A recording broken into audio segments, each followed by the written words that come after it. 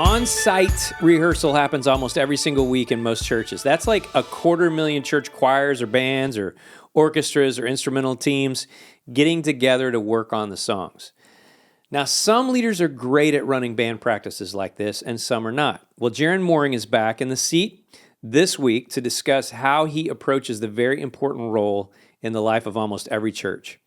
But first, if this podcast has been useful and helpful in your life and your ministry, consider becoming a patron of the show and helping keep the doors open.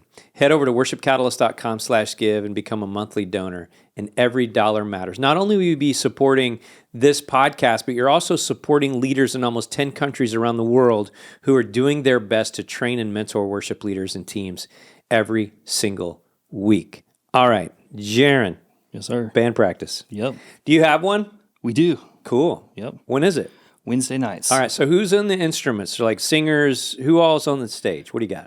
Vocalists. We've got 3 or 4, including myself, depending on the week. Keys, guitars, bass, drums, the whole gamut. Whole deal. Accordion? I wish. Violin? Not yet. Shaker? Yes. Do you Cowbell. have a cowbell? We did a couple weeks ago, yeah. Wow, really? Blew the dust off Got of that. a fever. What about tambourine? No. Is there anybody in the congregation that randomly starts playing tambourine? No. It's not that kind of yet. church. Not that kind yet. Not yet. You're hoping for that day, right? Oh, yeah. So this idea of band practice is a big deal because it happens everywhere all the time. Now, a lot of churches have gone to the Sunday morning only, like a lot of churches. Show up on Sunday prepared and we'll run through the songs and be ready. You guys did that for a little while. We did. So can you tell the difference between doing that and not doing that? Yeah, we took close to a year off. I was going through a men's discipleship class, and it cut into the rehearsal time. So it did it myself and one of the guys that plays drums. I wanted us to go through that together and just learn how to be better dads and husbands and lead our families. And so we decided to do that. And it wasn't Sunday mornings weren't bad, but there was something missing. Right. You could feel it. You could tell. It's we have 2 services, so in many regards, it felt like the first service was the dress rehearsal. Yeah. And then everybody's warmed up, and then we can get going on the second service, and it's better. But it felt like something was missing. So when we went through that men's discipleship, and we both graduated, we started that back, and quickly realized, what was missing was really just a lot of the camaraderie. Yeah, right. A lot of the goofing around and having, you're serving with these people, you should probably like them, so. And know them. Yeah, exactly. Yeah. And, we were missing out on some of the creativity, that goes along with that. And, just the 10 minutes before band rehearsal starts, just checking up on each other and, just cracking jokes and having a good time. Yeah, I know that the time that I came over to your band practice and spent some time with you guys, there was just some discipleship time too. Yeah. So do you, how do you consider that rehearsal time? Is discipleship a part of that or some sort of biblical teaching or any of that? How does that work? Yeah, we typically, one of our go-tos, we'll do it at the end of the rehearsal. And one of the things that we do is we'll sit in a circle on the stage and we'll pull out our phones or our tablets or whatever it is, and let's analyze all these lyrics that we're about to lead people in. And I think you'll appreciate this. We ask ourselves, what is the Lord showing me in this? Why is He showing it? And who is it in the congregation that might need to hear it? Nice. And we just kind of pass the torch around and answer those. I hear things that I probably wouldn't have heard. So we get to know the people. It's encouraging. Like, okay, we know that this question is going to pop up. I should probably meet somebody on a Sunday morning instead of being over here, and just hanging out with the band. And so it's encouraging to it kind of pushes people to get out of their comfort zone. And so, but that is one of the big ones that we do is. How are we serving these people? How are we leading? We're going to God and taking other people with us. How do we do that? And the best way to do that, in many ways, is to get to know the people that we're doing it with. That's so great, man. So you've got a discipleship component. You've got to hang out, get to know each other. Just kind of that happens by osmosis, I guess. Yeah. And then you've got to learn music. Yeah. And be creative and all that kind of stuff. Do you think that you're good at leading band practices? Honestly, it depends on how much work I put into it leading up to. Yeah. If I go into it knowing I know these songs, I know the parts, so if somebody messes up, I can help them, or if they didn't have a chance to listen to it, Right. how prepared am I? Yeah. So I can, lead people in a rehearsal. Okay, that's great. So I want to talk about how you prepare for a rehearsal. But first, there was a time when you weren't you were kind of not the only musical director, right? Mm-hmm. Okay, and so how is that different, leaning on the musical director versus you being the musical director for a rehearsal? So prior, it was just pretty clear communication with, hey, this is how I want to do it. And then making sure that, all of that is, I can't listen to all of the instruments and the vocal parts all at the same time. Right. So, I might be able to hear something and stop and say, hey, hold on, let's fix this. Or, but having two sets of ears, and it honestly, Nick is extremely creative and has a ton of ideas, that we will implement, and it's stuff that I would have never thought of. Do you think it's better to have a musical director that's not the point worship leader, or do you think it should be the same or different, or what do you think? I think it might vary from church to church and what your congregation, what your church culture is. Yeah. It helps a lot, and if I've got him in my ear saying, hey, what do you think about going to this song when we're in, just completely off script type stuff. And he'll, we'll run with it like that. And it's extremely, extremely helpful in a lot of areas, I think. So I think it really is just the culture of your church and what you want that worship to look like on a Sunday morning. If you had somebody that was, do you hold a high enough value in musical director that you're always trying to develop a new one, or are you kind of waiting for somebody that already has that kind of skill set? I've been fortunate enough to where I didn't really have to train a lot of people up, and, right. just hope for the best on a Sunday, we've got a couple people that are fully capable of doing it on any given Sunday, which is great, I think. And so the role of musical director in your rehearsals, whether it be you or somebody else, how would you, if that was a job description, what are the roles of musical director at rehearsal?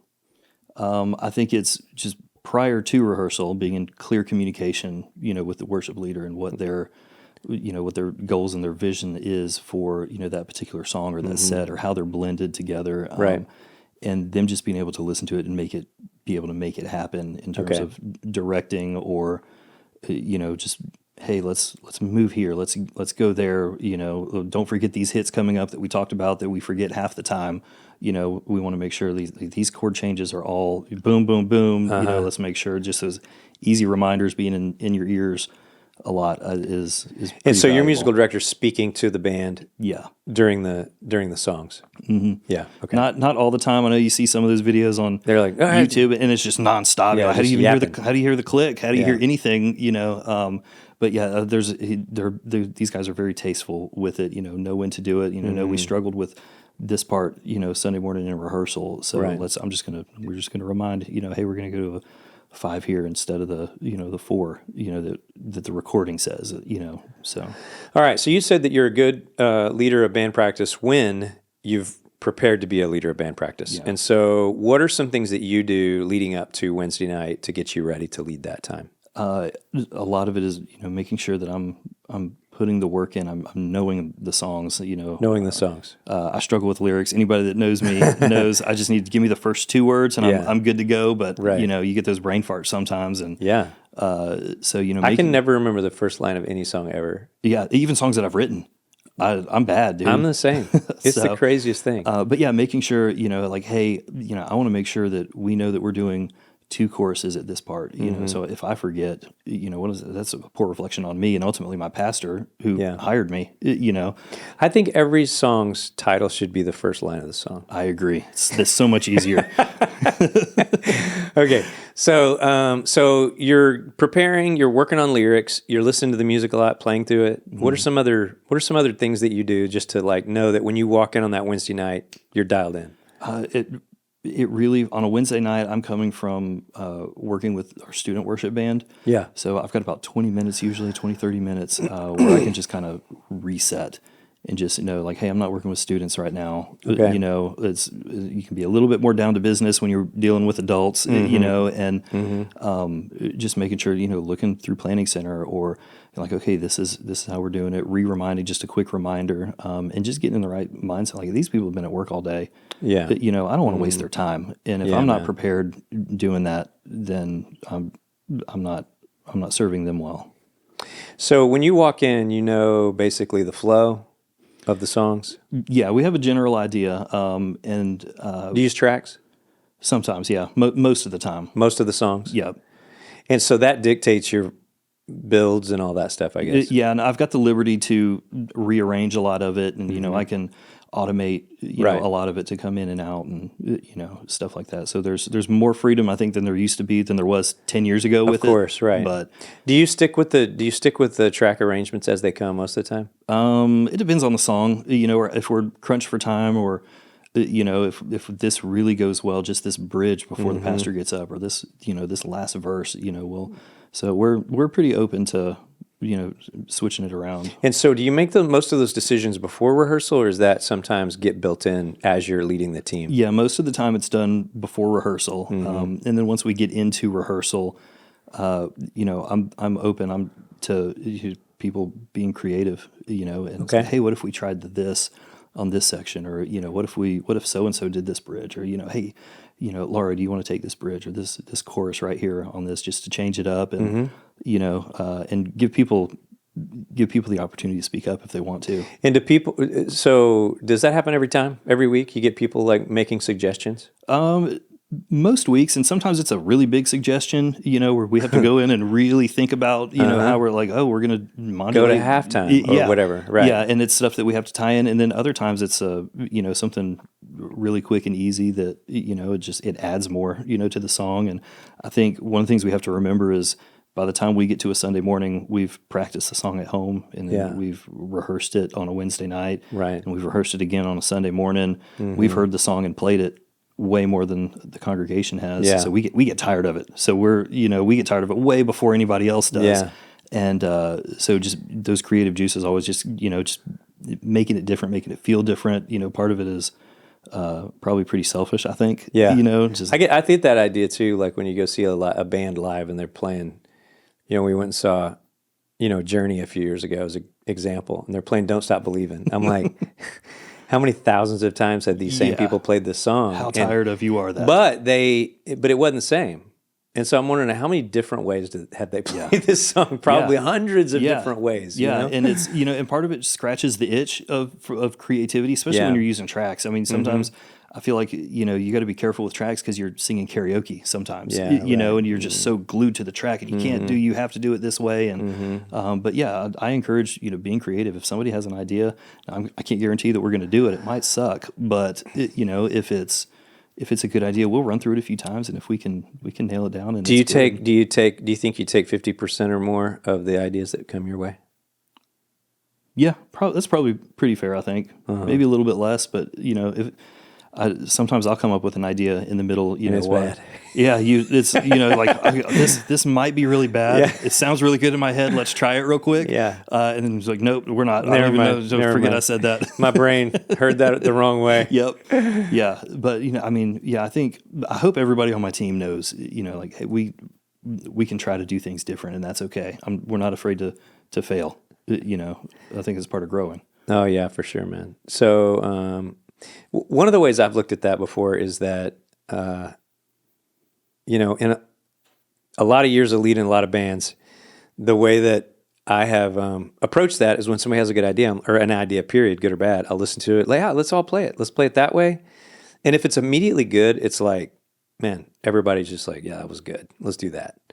Other times, it's like, I'm not sure, or I don't like it, right? Yeah. And so most of the time what I've done in that environment is play both ways. And then I just say, all right, guys, we just played it both ways. Which one do y'all want to do? Yeah. And let people decide. And my experience with that is that everybody feels like, A, they feel the freedom to be creative because they're going to get listened to. And because I don't want to kill creativity. That's a value that's got to stay strong. Yeah. But then the other thing is it helps them know that it got taken seriously. And it wasn't, and the third thing is great is it wasn't just me that's telling them it was a bad idea. Yeah. It's like the whole team saying The whole team said it was it terrible. was a bad idea. Yeah, right. And so there's more strength behind it. You know what I mean? Yeah. So I heard you use the word practice and rehearsal, okay, separately. And you said practice before rehearsal is kind of what I heard you. I don't know if you meant to say that, but you did. So how do you go about making sure that your musicians and your singers are actually practicing the music before they come to rehearsal so that they're ready? Yeah, I think it's something you have to set that tone immediately. Yeah. You know, going in, hey, practice and rehearsal are two different things. Practice is what I do in the car, or what I do in the living room with the guitar, and that's completely separate. You should be prepared coming into a Wednesday night rehearsal, and then going from there. So practicing is what you're doing on your own individual time. And then rehearsal is coming in and everybody collectively tightening it up and bringing it together. So yeah, those are, going into it knowing, making sure that those directives are clear. Like, hey, we're not learning this song the night of. Can you tell when people are ready or not Oh, yeah. ready? Yeah. I think that's, you can tell some a little bit easier than others, Right. but yeah, you can tell. Yeah, he didn't listen to that song Yeah. until he was on his way here, or she didn't listen to those parts. We were winging it there. Do you call them out in public? No. I've never called people out in public like that either, but I have called people out who obviously did practice. You know what I mean? Yeah. Like if they nail like some guitar part or something. Oh yeah. Many times it'd be like, oh, bro, thank you for nailing that the first time. Obviously, you practiced. And I think that what that does is with everybody else in the room, they go, oh, you get celebrated if you actually practice and come prepared. Yeah, I usually don't. There's a few people that I joke with and I'm a little bit hard on, just they can take it and it's fun. They know me. Yeah. But usually I won't, I won't single somebody out. And be like, hey, do we need to stop rehearsal right now and just let you practice? Yeah, yeah. Would that Go be to the secret bathroom. Would that be good for us to do that? Yeah, I'll stop and say, let's clean this up a little bit, and we'll play through it, but it's not. I try my best not to isolate people when it comes to that. But you're spot on with like, hey, that drum fill. Nailed it. Thank you for walking in and knowing that. Yeah. That tone, guitar tone, great. You killed that harmony right there. I love it. I know it's not an easy one. That just, making sure that people know that they're appreciated and it's valued. Absolutely. So how long is your rehearsal? Usually we run about an hour 15. And that includes your hanging out time, your disciple time, the whole thing? Total is about an hour and a half. Hour and a half total. Yeah. So okay. Hanging out before and then. So how does that split up? How much time? Like, what time does it start? 7, 8 o'clock. 6:30. So 6:30. What time do you want to be like actually playing music? Downbeats at 6:30. Oh, okay, so the hangout time would come early. Yeah, that's usually people are dropping their kids off and they're we're sitting around. So the church stuff starts at 6. Yeah, some of it does. Some of it starts at 6:30, but okay. And so at 6:30 though, you're playing okay. Yeah. And then at 7:30, 7:45, you're breaking for discipleship time. Yep. Yeah, that's usually how it looks, and how smooth the rehearsal goes dictates how much time on the back end we have to to visit each other. And do you wish it was longer? I think there comes a point where it's counterproductive.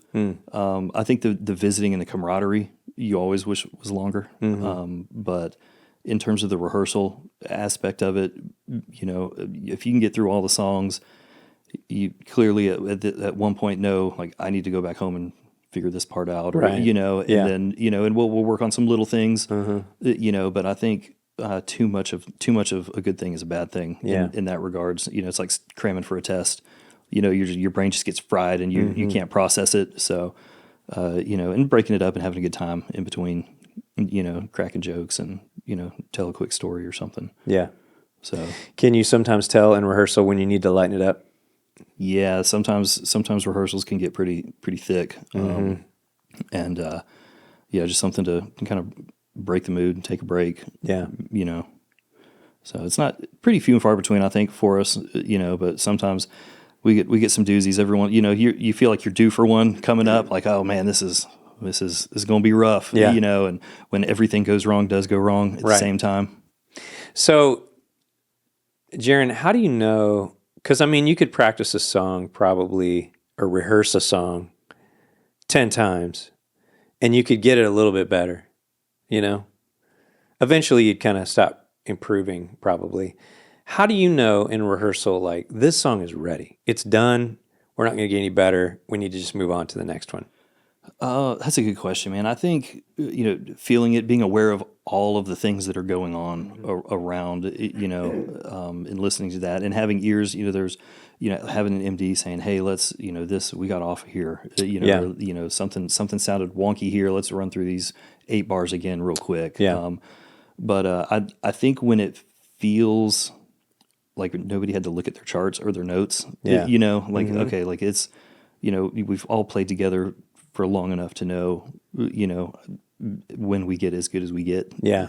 So just. And then on Sunday morning, you play through all the music again before the service, or do you just show up, do a sound check, and start? No, we'll run through them and work out. We have, some people get up and read scripture, so we'll work transitions, nice. leading into, out of the scripture reading into the next song. And, great. Just some timing stuff, so there's not this weird lull where people are wondering what's going on or what's or you about start to happen. singing over the scripture because the track is. Yep.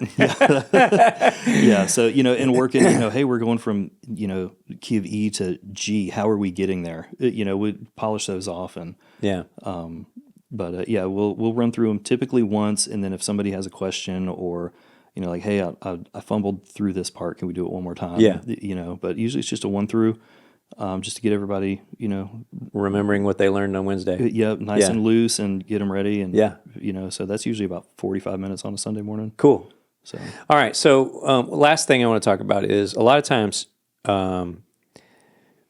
people make the judgment, which is true. Musicians make the judgment, which is true, that a lot of worship songs are pretty easy to play. Okay, it's pretty simple, pretty straightforward. And especially when you're playing with tracks, and a lot of the hard parts are kind of maybe taken care of. Mm-hmm. How do you press your band or help them to actually get better? Because probably some of your good musicians can just show up and nail it without even trying. Yeah, I usually just have a bag full of Jolly Ranchers. Okay. Just, they sit on my music stand, and if somebody does something good, I just throw at them. Really? No, I'm kidding. That would be such a good idea. No, it is, staying creative, and just pushing them to do something different. Yeah, right. Just micro creativity. And things. That's really, when I was just playing electric guitar, I used to sneak in country licks, Brad Paisley licks all the time. Yeah, right. And just sneak. It's just for my own, you get bored of playing the same lick. So why not, make it a Brad Paisley lick for a few bars and then go right back in. Being able to sneak some stuff in, like that, I think you just encouraging people, to like, hey, like you can always get better. There's never a cap. But encouraging them, this was really good, or if you're finding trouble with the motivation, like find the challenge in something else. Maybe the challenge necessarily isn't in the guitar lick, but maybe the challenge is finding the right tone that serves the song well. There you go. So, maybe redirect that energy into something that's still serving the song. Yeah, that's awesome, man. Well, it sounds like you're good at what you do when you prepare. And so preparation is important, right? For everybody, not just you. Sure. But thanks for joining us, man, on this one. And now, hopefully this has been a helpful podcast for you to learn how to make your rehearsals even better. Join us back in 2 weeks, and we're going to unpack the worship leader role of engaging the congregation. It's going to be a good one. You don't want to miss it. We'll see you in 2 weeks.